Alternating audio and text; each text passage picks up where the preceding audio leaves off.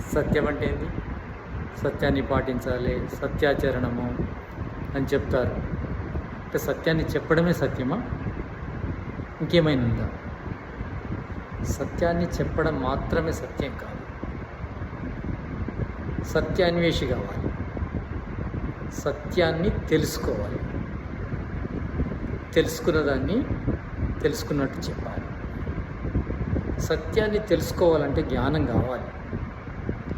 మనకు సత్యము పూర్తిగా నిర్ణయం కావాలంటే పూర్తి జ్ఞానం ఉంటేనే నిర్ణయం అవుతుంది. లేకుంటే ఎంత జ్ఞానం ఉంటే అంతే సత్యము నిర్ణయం అవుతుంది.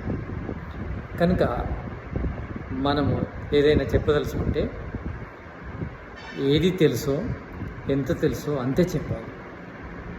దాన్నే సత్యం అంటారు. మనము సత్యాన్ని తెలుసుకునే ప్రయత్నంలో ఉండాలి.